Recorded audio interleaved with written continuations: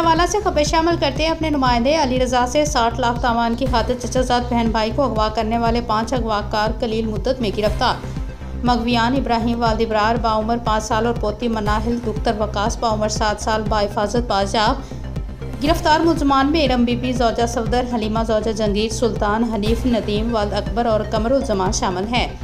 वारदात की मास्टरमाइंड मुलजमा इरम बीबी मुतासरा ख़ानदान की महल्लादार थी और इसका मुलजमान सुल्तान और नदीम के साथ ताल्लुक़ था। मुलजमान ने पैसों की लालच में आकर अपने दीगर साथियों के साथ मिलकर बच्चों को प्लानिंग करके अगवा किया। पुलिस ने पेशावराना सलाहियतों और जदीद टेक्नोलॉजी की बदौलत कलील मुद्दत में नामालूम मुलजमान को ट्रेस करके गिरफ्तार किया। SSP इन्वेस्टिगेशन रिजवान तारक की ज़ेर निगरानी SP civil line division Farhat Abbas, DSP CIA Ansar Javed Mohal और SHO सदर गुजरावाला कैसर अब्बास पर मुश्तमिल खसूसी टीमों ने वारदात को ट्रेस किया। अगवाकार मुआशरे के दरिंदे और इंसानियत के दुश्मन हैं, उनके साथ आईनी हाथों से निपटा जाएगा। सिटी पुलिस ऑफिसर मोहम्मद अयाज सलीम।